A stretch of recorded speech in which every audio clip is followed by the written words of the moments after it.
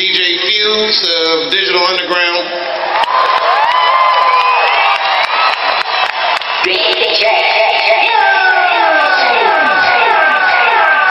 part of my affirmative action plan, I'm trying to give white DJs a chance.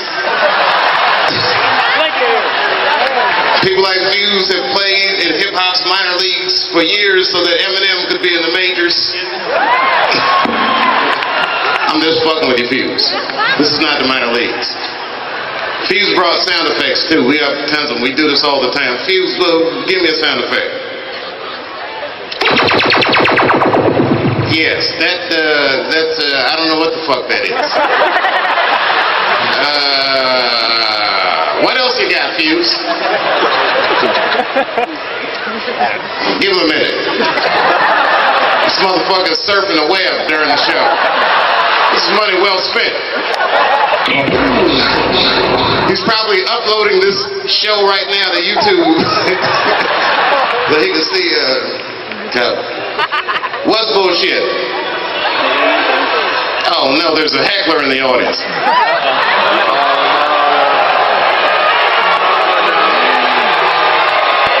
Ladies and gentlemen, please be calm.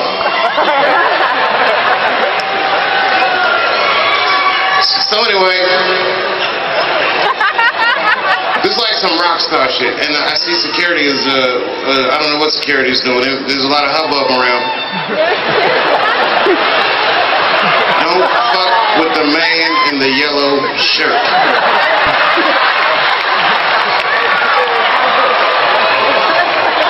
What's up, security? One of them was wearing shorts. That's very intimidating. Throw some karate slippers on. That'll show him. Do you know who you're fucking with?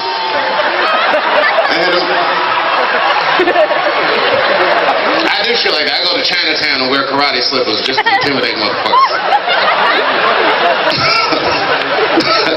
I don't do that.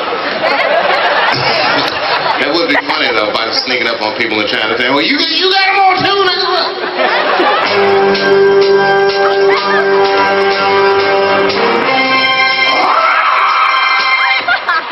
Of course, we all remember that's the theme to Enter the Dragon. Don't drive through Chinatown and blast that on your stereo. They'll think you're racist. Hey man, I'm just a movie buff. I kid the Chinese because I was recently in China, not Chinatown. I was actually in China searching for investments.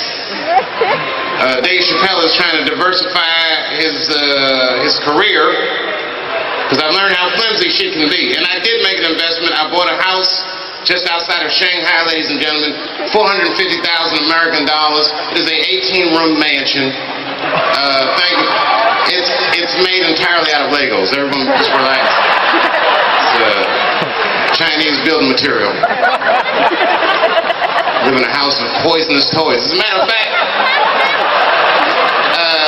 I got the building parts from a Chinese toy store. It's communist. It's called Toys for All of Us. All right, I made that part up. But when I was in China, I had a chance to see the Great Wall, and I know that there are a lot of Chinese American audience members, and I want to say congratulations to you. It's a fucking phenomenal wall. It's probably the greatest wall I have ever seen. It's amazing. I didn't know that Chinese people in ancient China had Mexicans. Ladies and gentlemen, yes, I did just say that. But don't misunderstand me. Because I would never take that accomplishment away from the Chinese. I know the Chinese built the Great Wall of China to keep Mexicans out of China, which is a very advanced idea that America didn't think to do till 2003. I wonder how that wall is coming. Okay, I say things like this, but you guys understand I'm joking. Which is a good thing. And one time that I was doing a show, this is some real Bay Area shit. I was doing a show, and there was a couple in the audience. The wife was obviously Asian. And the husband, his lineage was more mysterious. He could have been from Mexico, or maybe he was from Bangladesh. I didn't know what this guy was from.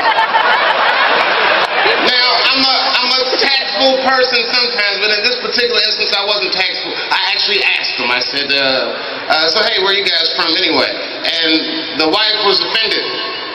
Maybe rightfully so. She looks at me and she goes, well, I am from Berkeley. If you are asking my ethnicity, I am Chinese. And the husband says, he's like, I'm Mexican, bro. Okay, and then I'm just joking around. Now, it's not the best joke, but all I could think of in a second, I said, oh, wow. I said, man, you guys are going to give birth to the hardest working baby that's ever lived. Obviously, I'm joking. That is obviously a joke, right? Everybody knows that babies don't work in America. Folks, I'm just trying these jokes out. I'm writing the jokes for the Republican Party. I'm just joking around again. I'm not even political. Oh my God. So I don't know if you guys heard about it. I had a little nasty spill in a show in Miami a couple weeks ago. Yeah, it was terrible. Fucking terrible. And I was heckled by all Native Americans, and the people were camera phoning me, so I had like a Kramer moment. It was really fucked up. Yeah, if such thing was possible for a black comedian, that actually happened to me. I had a Kramer moment. And I have mixed feelings about what happened to Kramer. I don't want to bring that up again, because, you know, I'm a black dude, so obviously I was fucking furious when Kramer said what he said. But I'm also a comedian. The comedian in me was just like, phew, this nigga's having a tough set. Hang in there, Kramer. Don't let him break you. You know, I can relate to that. Everyone has a bad show. I had one a couple weeks ago. It's just part of my business. We all have bad shows.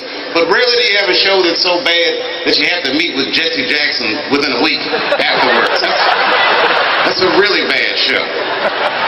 It's the worst show since Siegfried and Roy got mauled by their own tiger. And in a way, isn't that why we all go to the tiger show? You don't go thinking that the guy's going to be safe with tigers. You go thinking in the back of your mind, this motherfucker might get bit. And I'd like to see that for $35. Very rarely do you see a hilarious tiger maul. Of course, with one career, you might see one person get mauled by a tiger and be able to make a joke about that, which it isn't funny. My lifetime, there's been two. There was one at the zoo in San Francisco. Which is why San Francisco is such a weird city. This is the only city that the person will get mauled by a tiger at the zoo, which is fucking horrific. And the entire city blames the victim.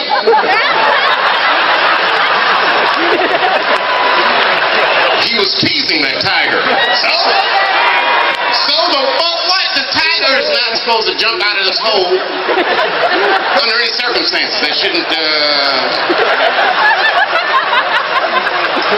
has to be one of the worst mismanagement stories I've ever heard at any zoo. You shouldn't expect to be killed by an animal, no matter what kind of funny faces or popcorn and shit they were throwing at him. The tiger fucking killed two people. I watched the whole thing in the news. They were like, well, the San Francisco police were called, which is another crazy thing. I just can't imagine calling the police. Hello, tiger, help! And they said the police said that they fired a warning shot. Just kill that motherfucker. He's bad. This tiger's bad.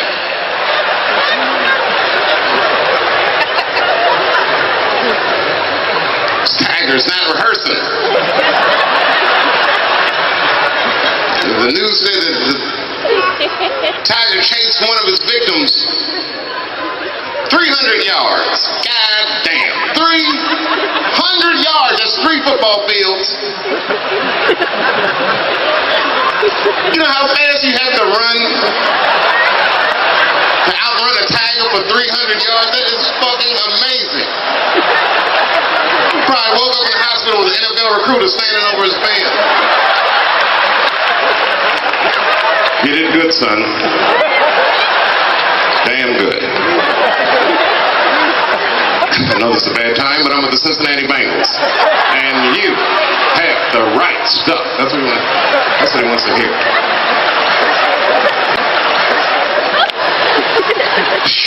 America has an African president. It's fucking... I never thought that would happen to me. And they captured Osama bin Laden. So we can all just, it's over. Everything's back to normal. He's gone. So I'll just act like none of that shit ever happened. Not only did they capture Osama bin Laden, they shot him dead and threw that motherfucker in the bottom of the sea like Megatron. Like they left room for a sequel. Maybe Osama will come back.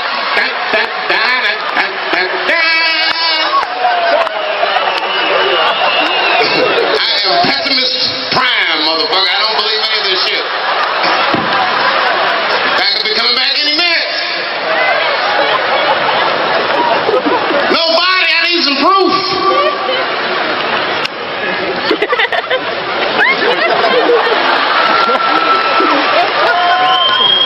What happened to Osama bin Laden? Where's the body? We threw it in the bottom of the ocean. We're done with it.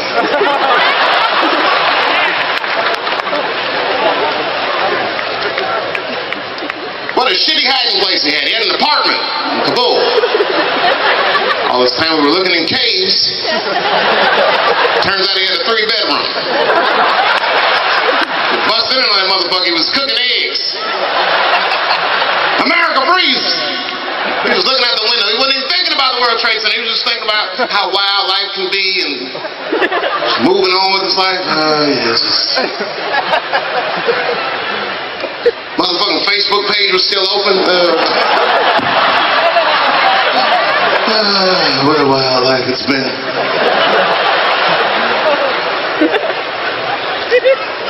Shot that motherfucker. Praise America! Oh no! Wow! You see it like a movie. Him falling back in slow motion. Hot sauce falls out his hands.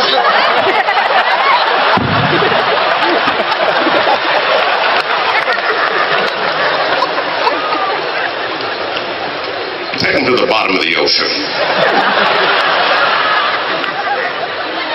It's a fucking weird world. It's a weird world we live in.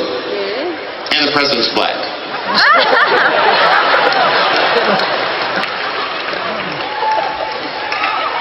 It was weird because I was watching the Cosby Show.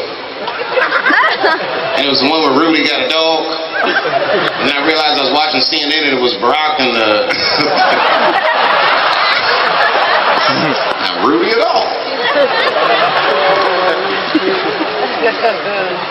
I rarely come out, but tonight I came out because one time I did this show, this very show, and they gave me a birthday cake on the stage. I'm not really into birthdays, but man, it was one of the nicest things, and I really appreciated it, and I didn't forget it, and I get to work with dudes like Chris Tucker and Kat that I never get to see.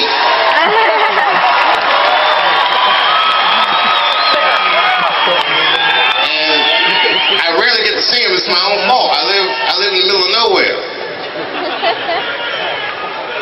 I don't know what you just said, but you just sounded serious about that shit. And whoever's sitting near him, watch that motherfucker. That sounded like the Malcolm X get your hands out of my pocket type shit. They even put the spotlight on him.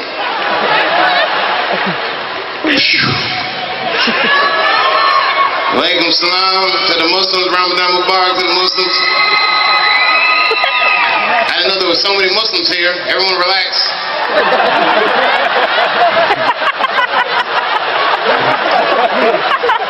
I mean, look, we all know that America, unfortunately, has a racial hot seat. And right now, that hot seat happens to be occupied by, unfortunately, Arabs and I dare say Mexicans. And we, the black people, would like to thank you for your sacrifice and your struggle. And as we take this long-deserved break, but we do feel for you. Because we as black people know all about racial profiling, but, you know, at least we can leave our backpack someplace. If you're Arab and leave your backpack somewhere, they will send a robot to blow your shit up. That's fucking amazing. It's a whole new level. And Latinos are, oh my God, the stuff they're doing, I'm so sorry to hear about it, everybody. It's not even easy for white people anymore. That's when you know that this motherfucker's imploding. Like, you know, now that I live in the country, it's like I actually know poor white people, like farmers and shit. Just like they come around, you know, for a black dude from the city, whenever he sees a poor white person, it scares him. Like, have you ever seen like a real poor white guy? They just look like a zombie movie. He's all dusty and shit. Kind of attractive.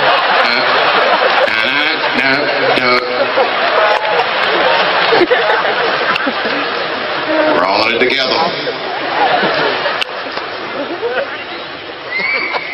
Told you I'm running out of shit to talk about. I'm working up for the finale. Now here comes my finale. Here's a question I had. Okay, do you guys get like drink service at this table, or can you like go to the bathroom? You can't even go to the bathroom, can you? This table's tough, isn't it? Just sitting on stage. It's fucking weird. Just having them sitting there, it's like fucking weird. I know you're somebody's friends though, right? Like you know somebody backstage, no? My wife don't even have a good seat. What the fuck is wrong with this place? My wife is somewhere out there. These motherfuckers are sitting right up on the stage.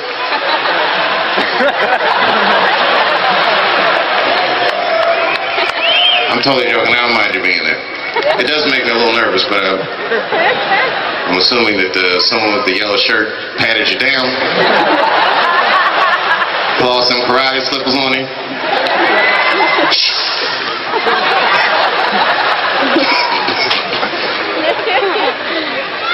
You know the worst part about bombing in Miami is my kids were there. And you know, I got mad. I don't know what I said, but you know, it must have been crazy because my kids was young and my wife was mad and shit. I got in the car, I was so furious, I was acting like I was asleep, so I didn't have to talk to anybody. And I heard my son say to my wife in the back seat, he said, "Mom, what is pussy?" So I know I must have said something crazy. But I don't know why I was mad, I just kept like I was sleeping.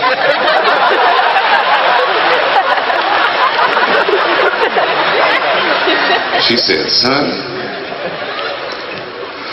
pussy is what keeps this family together." Drove off into the night.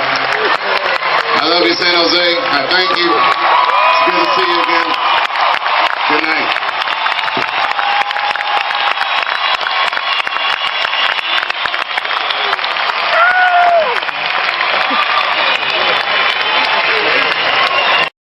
Celebrity hunting season. Doesn't matter what I say, they're gonna get everybody eventually. Like, look, I don't think I did anything wrong, but we'll see.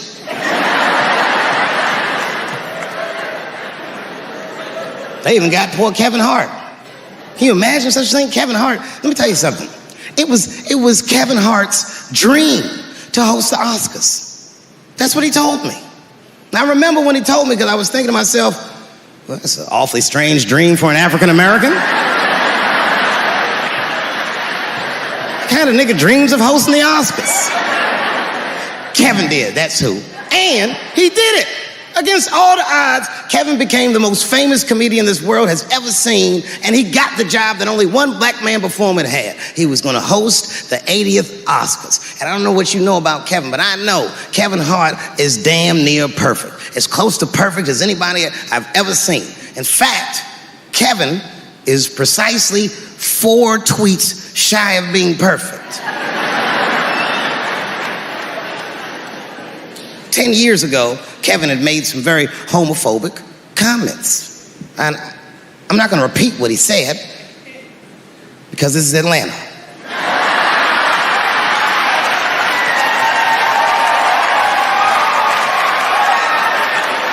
You know what I mean.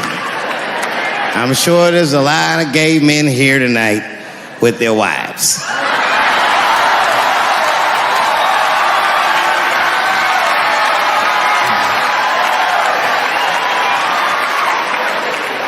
Far be it from me to offend anybody.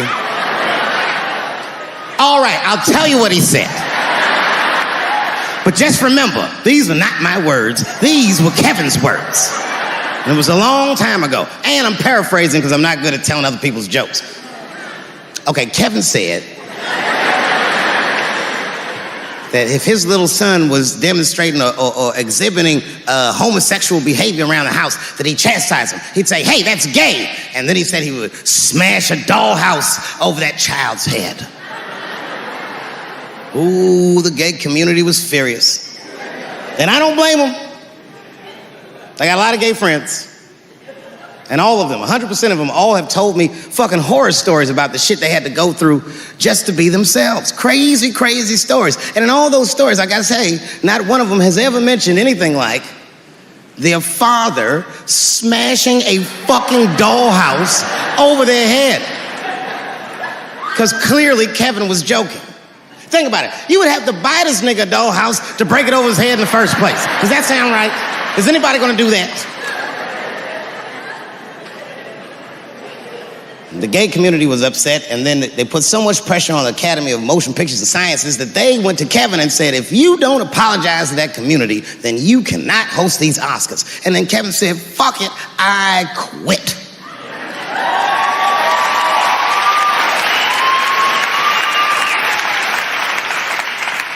And then he went on every talk show in America and apologized for 6 weeks.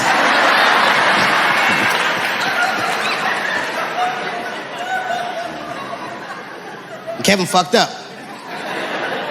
I understand the mistake he made because I've made the same mistake early in my career. This is many years ago, 15 years ago. It's when I was doing Chappelle's show. Thank you.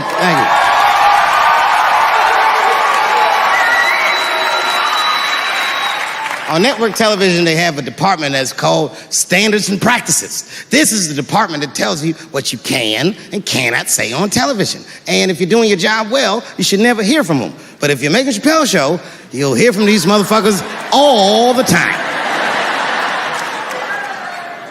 And remember, this is 15 years ago. I made a mistake. I didn't even know I had done anything wrong.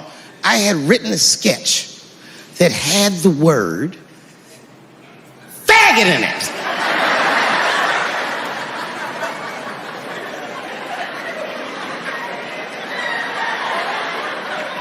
So I had to go to Standards and Practices. They call me up. I don't know why they're calling me, but I like the lady that runs the department. She's usually really fair, and was one of my favorite people I've ever worked with. So she sits me down. We have a nice conversation. She tells me, oh, the sketches are great. I go, oh, fantastic. Well, then why am I here? She said, because, David, there's no way that you can ever say the word faggot on our network. I didn't know I did anything wrong. I didn't try to defend myself. I said, all right, fuck it, I'll take it out. Have a good afternoon. And as I was leaving, it occurred to me, hey, Renee, quick question. It's just a question. Seriously, I want to know, like, why is it that I can say the word nigger with impunity?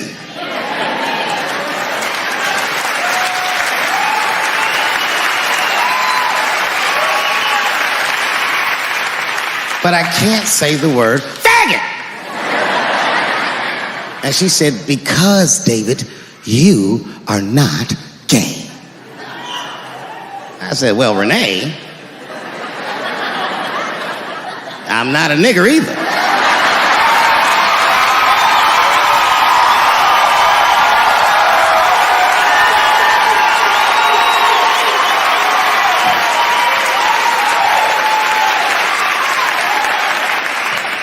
But you see, what I didn't realize at the time and what Kevin had to learn the hard way is we were breaking an unwritten and unspoken rule of show business. And if I say it, you'll know that I'm telling you the truth. The rule is that no matter what you do in your artistic expression, you are never, ever allowed to upset the alphabet people. You know who I mean. Those people that took 20% of the alphabet for themselves. I'd say the letters, but I don't want to conjure their anger. It's too late now. I'm talking about them L's and them B's and them G's and the T's. People be surprised. I have friends, all kinds of letters. Everybody loves me, and I love everybody. I got friends who are L's, I got friends who are B's, and I got friends who are G's. But the T's hate my fucking guts. And I don't blame them. It's not their fault, it's mine. I can't stop telling jokes about these things. I don't want to write these jokes, but I just can't stop.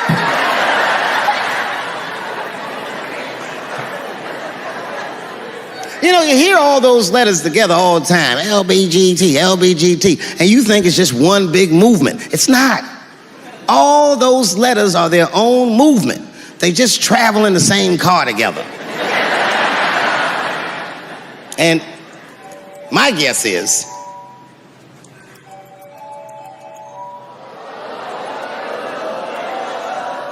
what is this, high school? This nigga probably got a babysitter or something. Go on and answer your phone, nigga. Just get that shit out of here. I'm in the middle of something important.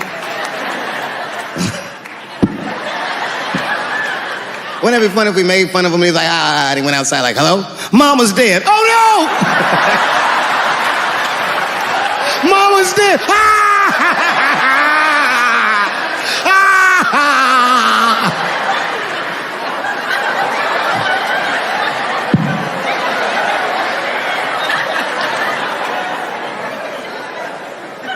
That was a weird timed phone call, wasn't it? It's like his phone is gay.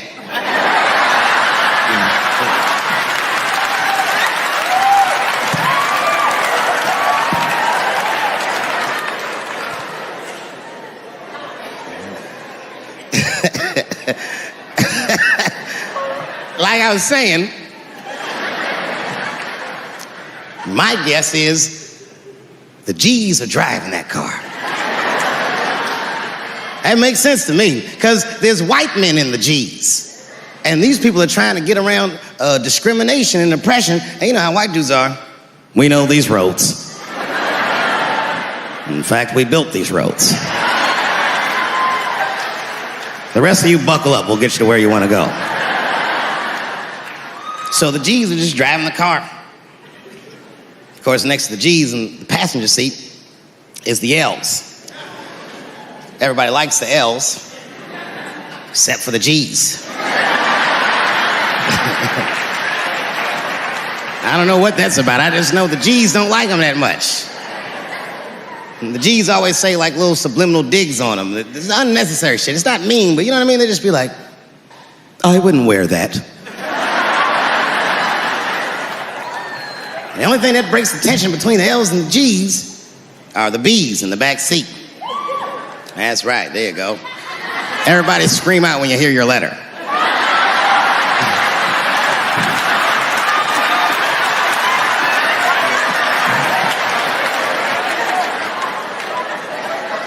If it's one thing that the L's and the G's agree on, is that the B's are fucking gross. They seem greedy to the L's and the G's, you know what I mean? They're just sitting in the backseat like, yeah, man, I'll fuck anybody in this car. What's going on, man?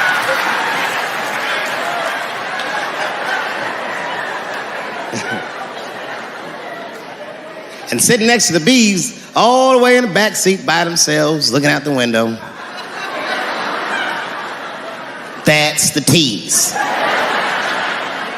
Everybody in the car respects the T's, but everyone also resents the T's. It's not the T's' fault, but everyone in the car just feels like the T's are making the trip take longer.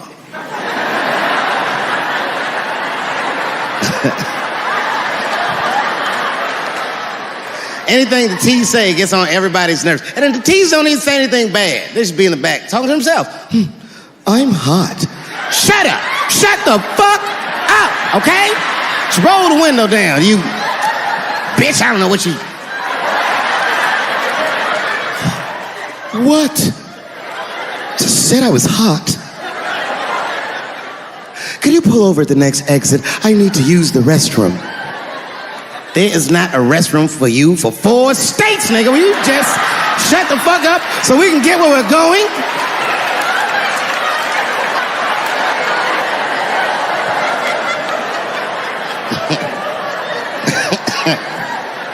And just when that car can't get any more tense, the cues are a hitchhiker that they pick up on the road.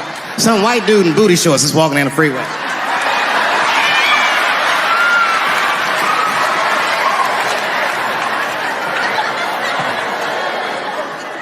G's see him.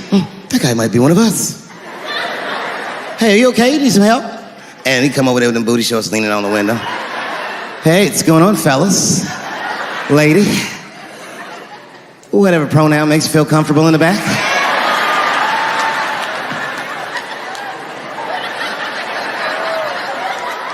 Yeah. I don't really know where I'm going. I don't know if I'm gay or I'm straight or whatever. All I know for sure is that I really want to get in this car.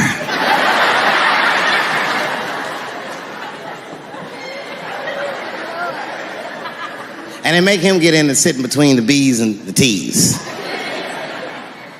I feel bad for T's, but they're so confusing. And it's not all my fault. I feel like they need to take some responsibility for my jokes. Because I didn't come up with this idea on my own. This idea that a person can be born in the wrong body. But they have to admit, that's a fucking hilarious predicament. It's really fucking funny. If it happened to me, you'd laugh, wouldn't you? That wouldn't be funny if it happened to me? I think it would be. What if it did? What if I was Chinese, but born in this nigga body? That's not funny. And for the rest of my life, I had to go around making that face. Hey, everybody, I'm Chinese! And everyone get mad. Stop making that face. That's offensive. What? This is how I feel inside.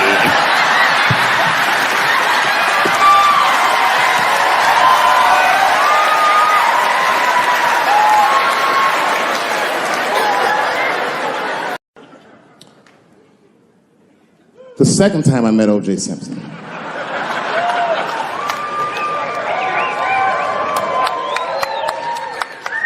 Was right after the trial of the century. There I was, now a young man of probably 23. O.J. Simpson was the most famous or infamous face on planet Earth. I was in a restaurant in Beverly Hills with my agents. I wasn't alone in the restaurant, but I was alone. I was the only black person in the restaurant. And in the 90s, that felt very uncomfortable. Now I tend to enjoy it at this age.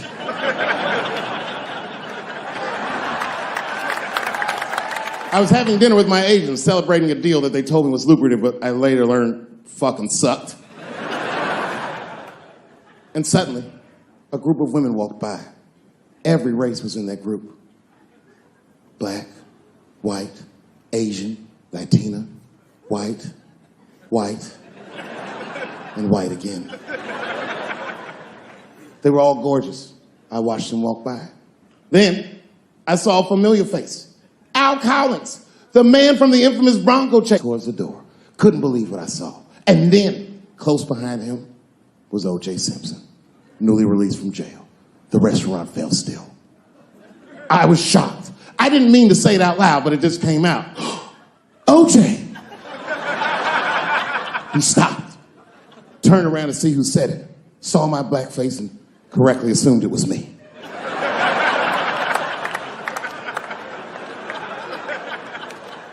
I was sitting in the corner of the booth. He leaned over all the white people I was having dinner with and shook my hand. How are you, young man? He looked in my eyes, and I could see in his eyes that he didn't remember meeting me the first time. And then he walked away. And I looked back at my agents, and all of them had nothing short of disgust on their faces. And the only one with the courage to voice their disgust was a woman named Sharon, who used to represent me. How could you, she said. how could you shake hands with that murderer? I said, Sharon, with all due respect, that murderer ran for over 11,000 yards.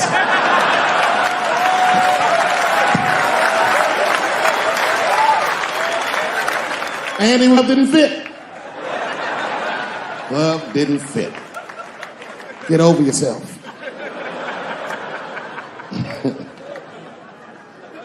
Some people can't do that. Some people just can't get over themselves. Gay people have a hard time doing that recently. Here we go. Here comes the deep water. No, recently I've noticed that. I noticed it with that Manny Pacquiao controversy. Yeah, no, it was now in the gay community's defense, Manny Pacquiao said some outlandish shit about gay people. Very, very not nice things that I won't repeat, but there was biblical verses and some analogies to animals. Wasn't a good look. Nike took his shoes immediately, which I thought was a little harsh. A little harsh. You know what I mean? Because he's, just because he's Asian. You know what I mean? Fuck, you gonna take shoes off Asian dude to appease a gay dude. You know what I mean? No? You don't know what I mean. But Asian people kind of know what I mean. No? No Asians in the front? No? No, this is what I mean. Okay, look. Okay, you're an Asian dude. No, I say this with no disrespect. But we're all Americans, right? And we can agree that America has a huge body count all over the world, but nowhere more than Asia. Literally, if you look at history, recently, we have bombed the masculinity out of an entire continent. We dropped 2 atomic bombs on fucking Japan, and they've been drawing Hello Kitty and shit ever since. There's a lot of lady boys in the wake of our bombs. And I know these things because my wife is Asian. She's Filipino. All right, well, okay, so that explains it. Now you know why you see me at all those Filipino events. I'm not there picking up pussy, I'm dropping some off.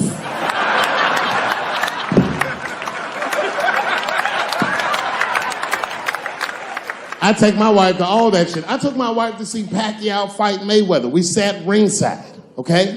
That was a quiet car ride home. That's what that was.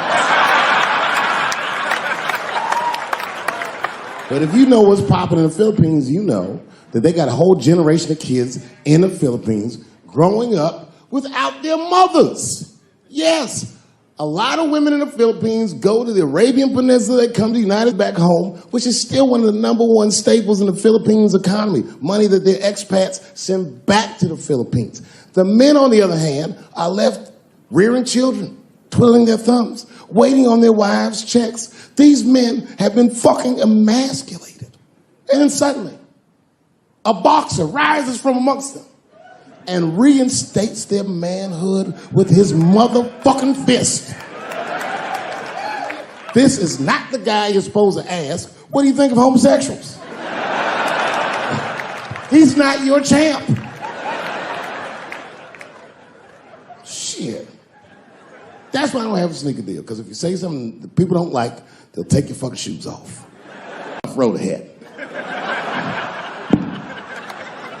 They've got the longest mental gap to bridge. That's all I'm saying. Because, you know, whenever I see one of them T's on the street, I don't mind them, but I'll be like, man, I miss Bruce.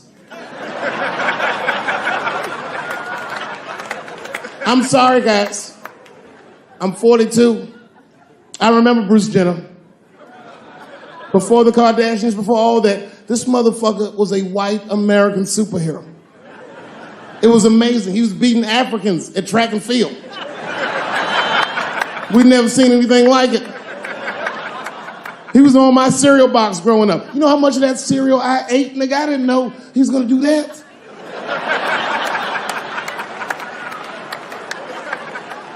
I knew before you guys knew. I heard things on the street in Hollywood. You know, you just be out, see people. Hey, what's up, Kanye? Why the long face?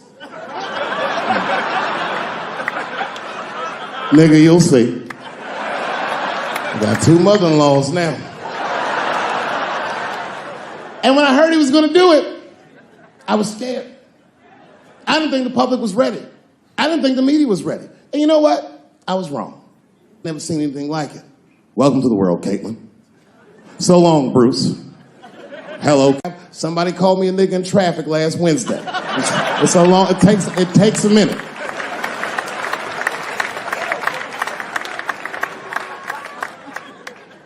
My wife's friend, Stuart, told me that. My wife has a lot of gay friends. Stuart's their leader. She has a lot of gay friends. And I don't like them.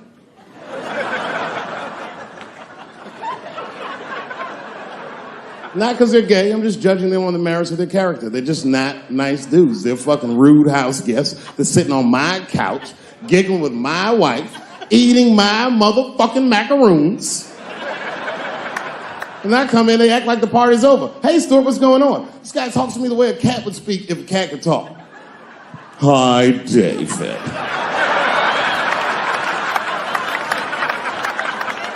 Stuart, what's all the beef, man? What's going...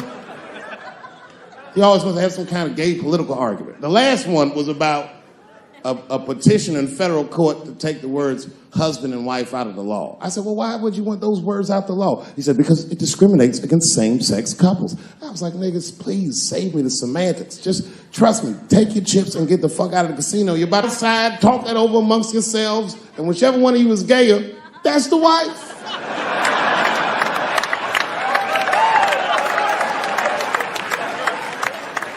No, Stuart didn't like that. Stuart educates me about this movement, you know what I mean? I didn't even know shit about it. He told me it's called LBGTQ. I was like, what the fuck is the Q? Does that even make sense, Q? Turns out Q is like the vowels. That shit is sometimes Y.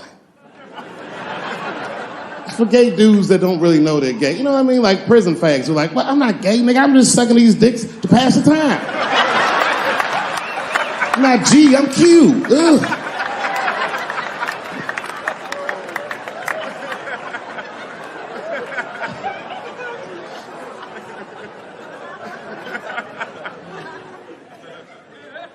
I think, okay, again, of all those letters, the T has the toughest road ahead.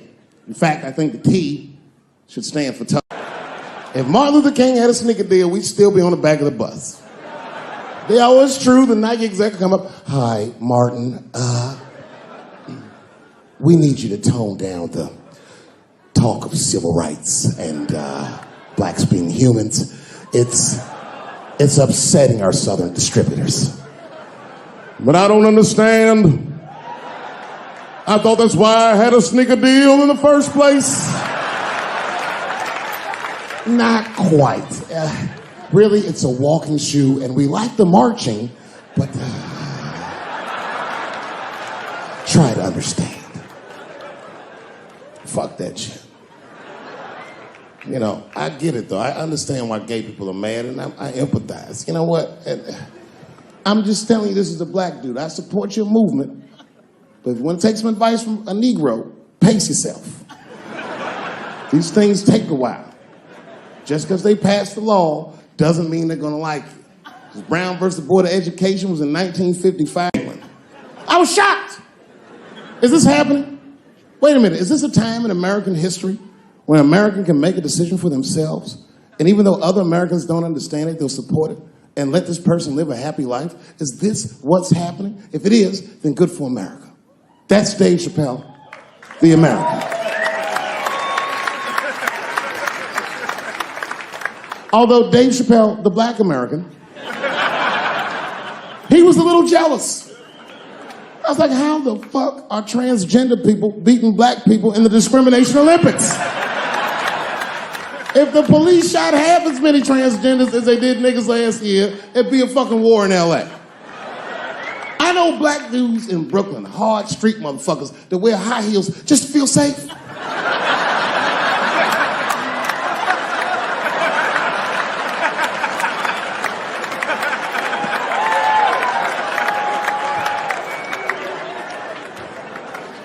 Transgenders are gangsters.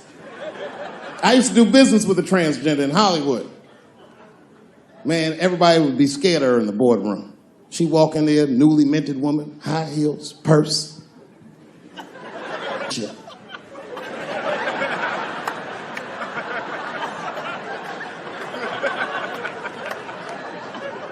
And then she walked to the head of the conference table, stare at us all, reach in her purse and pull her old dick out and throw it on the table.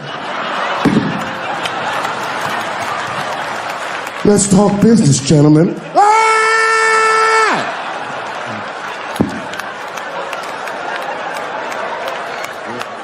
Shit is scary as fuck. If your best friend pitched that to you, you'd be horrified. Yo, nigga, let's go to the hospital and cut our dicks off and make pussies out of them shits. What? Can't we just get matching jackets or tattoos or something? Sure, that's what you want to do? There's only one way to find out, nigga. Wu-Tang, bow, bow. Let's go to the club and trick niggas into fucking us, yeah. What is happening in Hollywood that a guy that tough will be on the street waving a gun, screaming, "They are trying to kill me"? Yeah. What's going on? Why is Dave Chappelle going to Africa? Why does Mariah Carey make a $100 million deal and take her clothes off on TRL? A weak person cannot get to sit here and talk to you. Ain't no weak people talking to you. So what is happening in Hollywood? Nobody knows. The worst thing to call somebody is crazy, is dismissive. I don't understand this person, so they're crazy. That's bullshit. These people are not crazy. They're strong people. Maybe the environment is a little sick.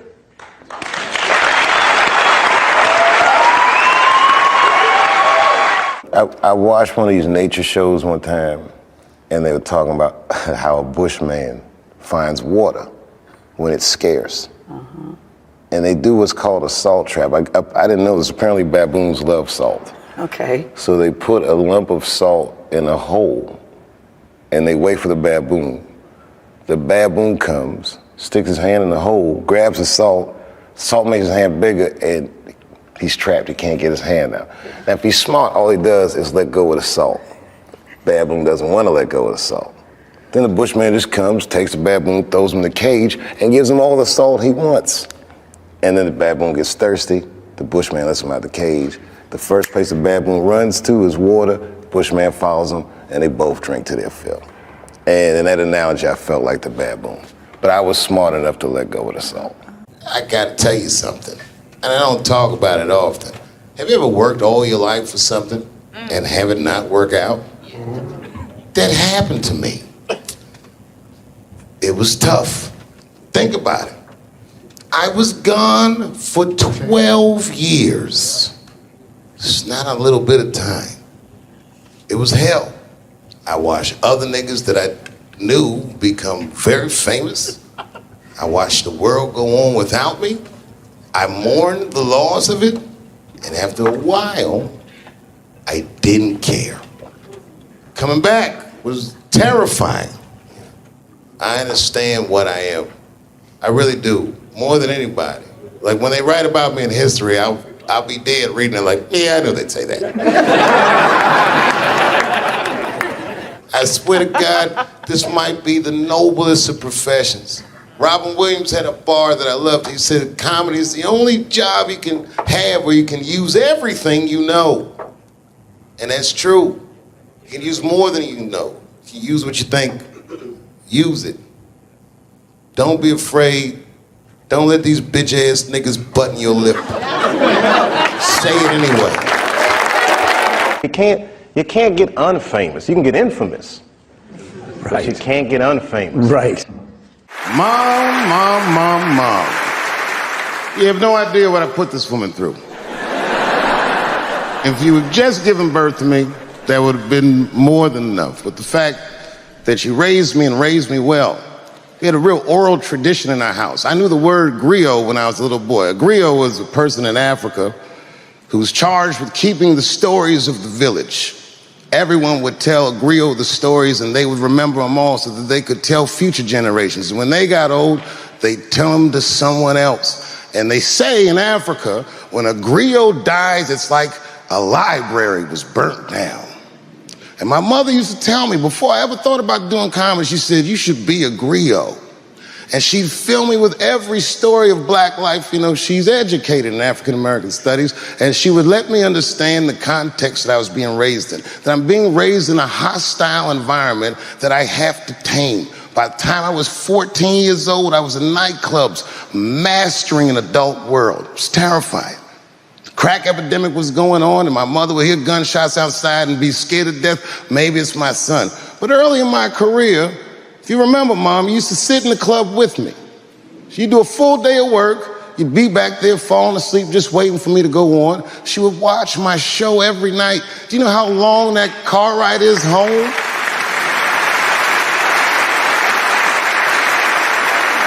How many of you have ever heard your mother say, pussy jokes were a little too much tonight, son?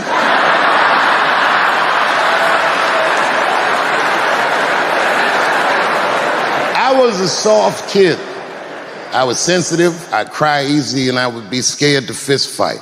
And my mother used to tell me this thing, I don't even know if you remember, but you said this to me more than once. You said, son, sometimes you have to be a lion so you can be the lamb you really are. I think that America needs an honest discourse with itself. It's like the greatest country in the world by default. You know what I mean? But we could actually be the greatest country that ever existed if we were just honest about who we are and what we are and where we want to go, and if we learn how to have that discourse. Things like racism are institutionalized. It's systemic. You might not know any bigots. You feel like, well, I don't hate black people, so I'm not a racist. But you benefit from racism just by the merit of the color of your skin. There's opportunities that you have. You're privileged in ways that you may not even realize because you haven't been deprived in certain ways. We need to talk about these things in order for them to change. I do the show. I walk down the street, black people like it, white people, the generations, it doesn't matter, because it needs to be talked about. It's like the elephant in the living room that nobody says anything about. So when the Bigsby thing came out, there was a lady from Texas that called Comedy Central, I mean, damn near 100 times. She was furious with me. I wasn't mad at her for being mad at me. It's like, okay, that's good, you know. Not good that she's mad at me, but she's entitled to her opinion. And maybe she's right. I don't know. I just thought it was funny. That's what I did. I'm a comedian, man. That's how I look at the world, and that's what I'm spitting out. So I don't judge people or not like people for thinking. People that I love tell me I go too far sometimes. Maybe I went too far, but I did it. You know. And plus, the only way you know where the line is to cross it. And I think that what is life if nobody's crossing the line? You just want to try to be on the right side of history, and sometimes what's going on in the immediate present is not as important as the long term. The truth is permanent, and then everything else will fall by the wayside. Let's say one thing today just made me think about, for all the things that I've done, I'm most renowned for what I didn't do. I've made decisions in my career that a lot of people have called insane. 2004, had a $50 million deal on the table, and in a crisis of conscience, flipped the table over and walked away. Went to South Africa. Everyone said I was running away from the money. That is not true. In fact, I still want that money.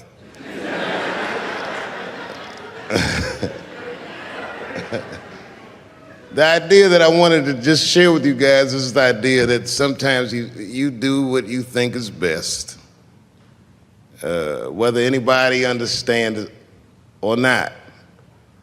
I heard a story about my father where someone told me he used to do statistics for a company in DC. The company he did statistics for started doing business with the South African government, so he quit his job. It's caused a lot of problems between him and his wife. It's hard for a man when he can't provide for his family the way he wants to, and he suffered through it. And a generation later, when I had my crisis of conscience, I was able to go to a free South Africa and get away from the heat. This idea that what you do in your lifetime informs the generations that comes after you is something I keep thinking about, something that is so much bigger than just ourselves. And today I'm standing in front of you guys, and I know you guys are like, oh, I know you're bored. But I see family of mine in the front row some who I've never met, and I just realize how all of us are connected.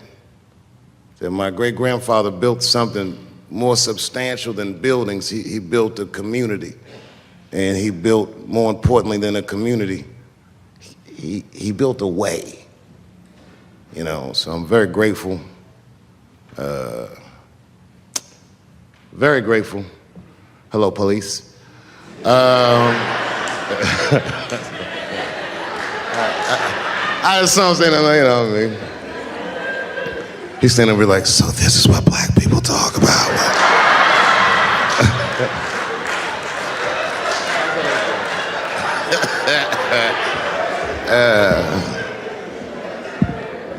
I just want you guys to remember, you know, that right now there's this thing where ethics aren't what they used to be. This idea that people are trying to replace the ideas of good and bad with better or worse. And that is incorrect. You gotta keep your ethics intact because good and bad is a compass that helps you find the way. And a person that only does what's better or worse is the easiest type of person to control. They are a mouse in a maze that just finds the cheese. But the one who knows about good and bad will realize that he's in a maze.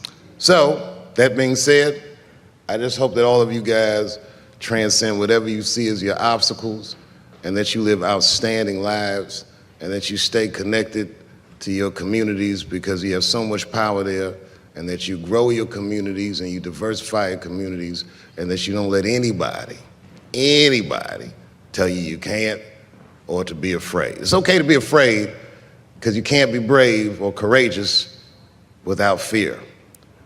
The idea of being courageous is that even though you're scared, you just do the right thing anyway. So in 2004, I walked away from $50 million, and in November, I made a deal for $60 million. So,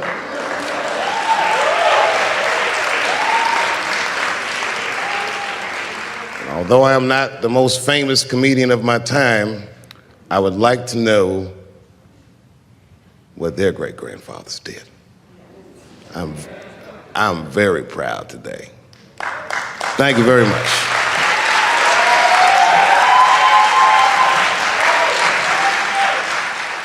Yeah, you know what? Just for the... Come here, David. Come here, David. Come here, David. Face this way. Come here, Chris. On some real shit. All right. Fucking go. Does this guy work here? No, turn this way, Dave. We're out. Come on. Oh, let's go.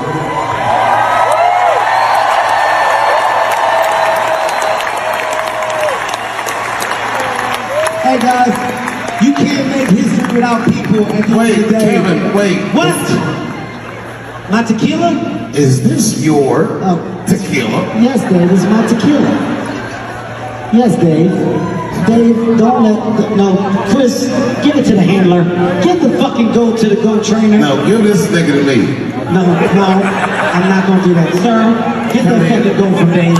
Right Look now. how easy this goat comes with me. Right, sir, get this goat away from Dave, please. And I'm not gonna fucking deal with Dave saying some shit about the goat, and then now I gotta pay for that too. And don't hold the goat by its pussy like that. That's not gonna be uncomfortable. Somebody's holding the goat by Come here. Don't you dare disrespect that goat like that. Come on.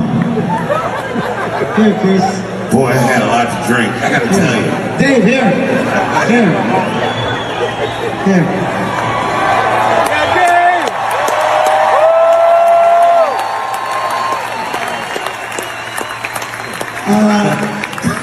Come on. Thank you for joining me on 1,000 Ways to Throw Up. Now I'm gonna drink Kevin Hart's tequila. Hey.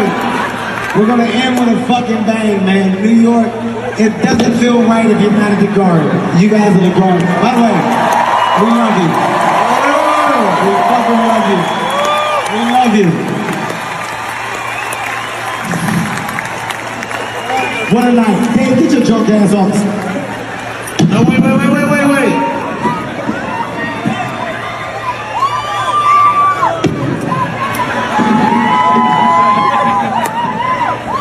I want to say one thing.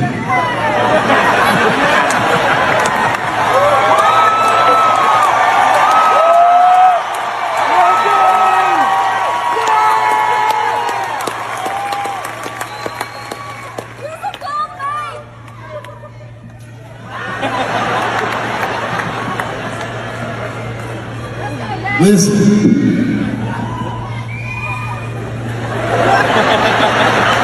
Stop doing that.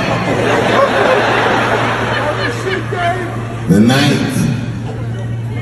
night that I got tackled, I did a set that I called it the Lunatics Manifesto. I swear to God, I'll never do that set again. Got tackled after I performed that set, and then right after that, the lunatic shot up Tops Market in Buffalo, killed 10 black people just because they were black. And what the fuck are we doing in our country? Tonight, being with these guys means the world to me. They try to cancel people, but you have to understand something. I've been doing this for 35 years. 35 years. Comedians, we go to their birthday parties, we go to their weddings, we go to their babies' fucking baby showers. We go to each other's funerals. If someone like Louis fucks up on the street, I could care less. That's my friend, and I always hope to see him again. This cancel culture, I get it. I want justice too. But my man, these men and women that do stand-up comedy have a culture. It'll be very hard for you to understand. And I've said it before, each and every one of you, no matter what you believe, has a champion in our room. And we would never silence each other. And when my brothers call me, I come running. Make some noise for a show that used to cost $8. It's in Madison Square Garden tonight. Chris Rock, Kevin Hart, and Dave Chappelle. Thank you very much. And good night.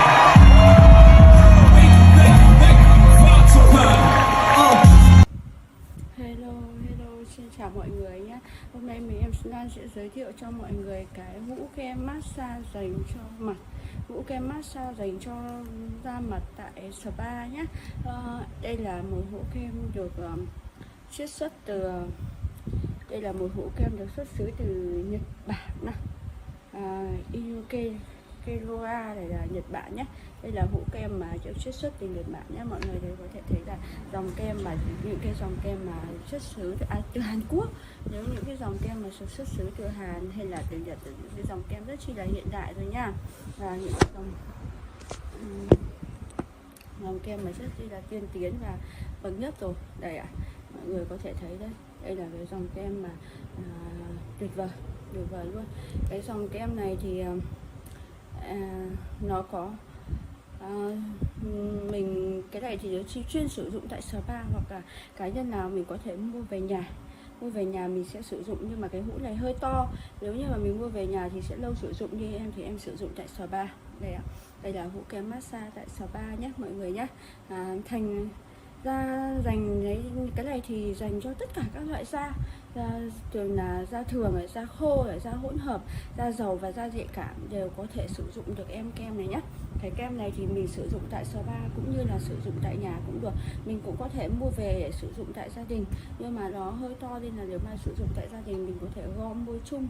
Ví dụ như là 1-2 người mua chung một sản phẩm thì nó sẽ có nó sẽ đỡ hơn. Còn cái này thì mình có thể mua sản phẩm kem massage và cái da mặt và body này, thì cái này cũng có thể massage vào body nhé khách nhé. Nhưng body nó hơi mắc, mình có thể massage mặt thôi, chứ còn nếu mà massage cho cả body thì nó hơi mắc. Giúp kích thích tăng cường collagen. Cái kem massage thì giúp nâng cơ trẻ hóa, tăng cường cái collagen lên cho mình này, săn chắc da và săn chắc và săn chắc săn chắc đàn hồi cho da, tăng cường hệ miễn dịch cho da, cải thiện làn da khô mô da, cải thiện những cái mô da trên bề mặt này, từ bài trừ những độc tố, giúp sạch da, bài trừ những cái độc tố để giúp sạch da, khỏe mịn màng hơn. Đấy, đối với cái massage thì nó rất chi là nhiều tác dụng. Khi mình massage vào mặt thì nó nâng cơ trẻ hóa cho da mình, và bên cạnh đó thì nó sẽ kích thích cái quá trình trao đổi chất của da, kích thích cái quá trình mà trao đổi chất của da, làm cải thiện những cái mô da trên bề mặt. Khi mình massage nhiều ấy, mình cũng thấy cải thiện những cái mô da, là nhìn cái cơ mặt, những cái da mặt của mình nó được những cái da mặt của mình nó được nâng cơ và nó không bị chảy xệ, nó không bị chảy xệ. Khi mình massage thường xuyên thì những cái cơ da này đấy, nó căng ra, nó mướt ra, nó không bị chảy xệ nữa nhá. Bài trừ những cái độc tố trên da. Khi mình làm massage thì những cái độc tố trên da mình được đào thải ra ngoài để cho nền da nó căng hơn, mướt hơn và mịn màng hơn, giúp những nền da của mình nó sạch sẽ hơn, đẹp hơn, da khỏe và mịn màng hơn. Đó chính là cái công dụng của cái kem massage này. Giải pháp cho da đó là những cái da mà da chảy xệ này, những cái nền da như là da chảy xệ này, những cái nền da như là bị chảy xệ này, đấy, những cái nền da bị chảy xệ đấy thì mình có thể sử dụng những cái này cho da cho nó khỏe luôn này. Đấy, sử dụng những cái nền da này thì cho nó khỏe, cái kém săn chắc cái nền da của mình, cái nhão ấy, những cái nền da của mình nhão nhất thì mình có thể sử dụng những cái này. Nó không được săn cơ chắc cơ thì mình có thể sử dụng cái em này. Chảy xệ da đấy, những cái vùng da như này là bình thường mình hay bị cái tuổi trung niên rồi, đến những cái tuổi trung niên thì mình hay bị chảy xệ thì mình có thể dùng cái em này nhá. Em này em massage rất là tốt luôn. Đấy, thì nó chảy xệ, da thô ráp sần sùi, những cái nền da mà bị thô ráp và sần sùi ấy, thì mình sẽ massage để cho nó mượt hơn, mịn màng hơn. Đấy, nó không còn cái tình trạng sần sùi da mặt nữa. Đấy là cái công dụng của cái kem massage này nhá. Da khô, da thiếu ẩm, những cái khách hàng mà nền da của nó suốt ngày trong cái tình trạng thiếu nước ấy, thiếu cấp ẩm ấy, mà da khô ấy, lúc nào cũng có trong tình trạng mà nó bị bong chóc, hay là những trong tình trạng mà da nó kiểu như là nó bị khô ráp ấy, thì mình có thể để sử dụng cái em này nhé. Sử dụng em này là thiếu ẩm thì mình sử dụng em này thì em ấy sẽ cung cấp cái độ ẩm vào cho da, giúp da mịn màng hơn, căng bóng hơn, không còn cấp nước vào cho da thì nó không còn tình trạng mà khô nữa nhé. Đối với cái kem massage này, công dụng của cái này thì rất chi là nhiều công dụng luôn nhá. Đó có dầu ô liu. Tác dụng của cái kem massage này, trong thành phần của nó có cái thành phần dầu ô liu giúp cung cấp cái độ ẩm nồng độ cao, cung cấp độ ẩm nồng độ cao cho da, che khít lỗ chân lông của mình, và đồng thời là cũng phục hồi và nuôi dưỡng da từ sâu bên trong, tăng độ đàn hồi cho da và tăng cường hệ miễn dịch cho da. Đấy, các mọi người thấy chưa, cái dầu ô liu rất chi là tốt, không những dầu ô liu để ăn, mà dầu ô liu mình để không những dầu ô liu để ăn này, và dầu ô liu để thoa trên mặt thì cũng rất chi là tốt. Cái dầu ô liu gọi là một cái thực phẩm hàng hiếm và hàng thực phẩm cao cấp ở trong cái giới mỹ phẩm. Những cái dược mỹ phẩm mà dùng những cái dầu ô liu đó là những cái thành phần mà rất chi là tuyệt vời. Có trong đấy thì mình liền giúp nền da căng bóng, khỏe đẹp tự nhiên. Đấy, bơ mỡ có nghĩa là cái thành bơ không phải là cái quả bơ xác của mình đâu, đó là cái quả bơ mỡ ở bên nước ngoài các khách ạ. Đấy là bơ mỡ thì giúp loại bỏ những tế bào trên da, những tế bào chết trên da. Khi mà những cái tế bào chết đọng trên da thì khi mình massage thì nó sẽ loại bỏ được những cái tế bào chết trên da này, làm sạch và giữ gìn da khỏi một vài tổn hại từ môi trường bên ngoài. giữ gìn cho cái làn da của mình không bị tổn hại. Là khi mà làn da của mình mà tiếp xúc nhiều với ánh nắng mặt trời này, tiếp xúc nhiều với những cái tác nhân gây hại của ngoài đường ngoài xã đấy, hay là những cái tác nhân như là ánh nắng môi trường này, bụi bẩn đấy, thì mình bơ mỡ nó giúp được mình bảo vệ cái làn da của mình là như thế. Dầu lụ tầm xuân thì tuyệt vời rồi. Cái lụ tầm xuân mọi người đã biết tuyệt rồi, thì bây giờ lại chiết xuất từ cái lụ tầm xuân đấy thì rất chi là tuyệt luôn. Lụ tầm xuân thì giúp nuôi dưỡng làn da ẩm mượt, kích thích sản xuất ra cái collagen, giúp da trở nên căng mướt và đàn hồi hơn, cải thiện mặt và tông da trở nên sáng mịn hơn. Cái lụ tầm xuân của mình có rất chi là nhiều công dụng như thế nha khách nhé, giúp da của mình căng mướt hơn này, cải thiện cái bề mặt trên da này, tăng sinh collagen cho nó đẹp hơn này. Đấy, tăng sinh collagen cho nó đẹp hơn mà mịn màng hơn, có cái sự đàn hồi hơn, cải thiện cái bề mặt trên da. Thì bên cạnh đó thì nó sẽ được nâng tông trẻ hóa da hơn, nâng tông trẻ hóa da của mình lúc nào cũng trong tình trạng mướt đẹp, tăng sinh collagen để da của mình lúc nào cũng căng bóng này. Chiết xuất từ da hoa oải hương, một cái dòng hoa mà cái dòng hoa mà gọi là tuyệt vời rồi đấy, giúp chống viêm, giúp ngăn ngừa chống viêm và có đặc tính sát trùng cao.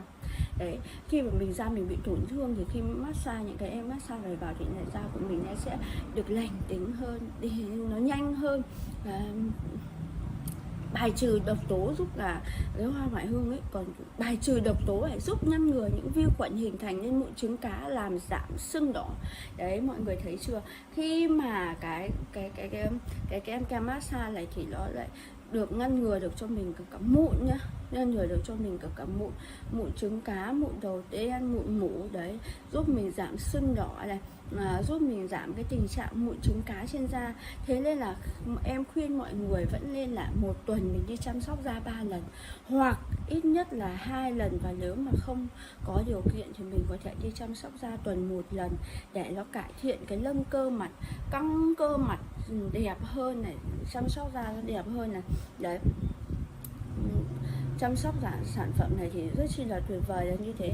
Thì khi mà mình sử dụng cái em kem massage này thường xuyên hơn thì có nghĩa là mình sẽ được cái tính đàn hồi của nó được cao hơn, thì cái làn da của mình được căng mướt, mịn màng hơn, chống mụn viêm, chống chảy xệ, chống lão hóa, tăng sinh collagen. Đấy là những cái điều mà tuyệt vời từ em kem massage này. Còn mọi người đi đắp mặt và massage thường xuyên, hoặc ở nhà mình có thể mua những cái dòng kem massage như thế này, mình về mình nâng cơ trẻ hóa, mình kéo cơ ở đây, mình massage kéo lên. Thế như vậy thì cơ mặt của mình sẽ xịn hơn, nó sẽ đỡ hơn, nó không bị trùng và không chảy xệ. Đấy, mình vuốt đây thì là những cái vùng mắt này, những cái vùng của mắt này, kem mắt này. Đấy, những cái vùng đấy thì nó sẽ xóa nhăn cái vùng mắt, xóa nhăn vùng trán để làn da của mình lúc nào cũng căng mướt, mịn màng. Đấy, như làn da của em này lúc nào cũng căng bóng và mịn màng hơn. Thế nên là mọi người hãy cố gắng chăm sóc da, massage thường xuyên hơn nhá, massage thường xuyên hơn để cho làn da của mình được đẹp ra. Hello, xin chào mọi người nhá. Video của em Lan đến đây là kết thúc rồi. Bye bye, hẹn mọi người ở những video lần sau nha.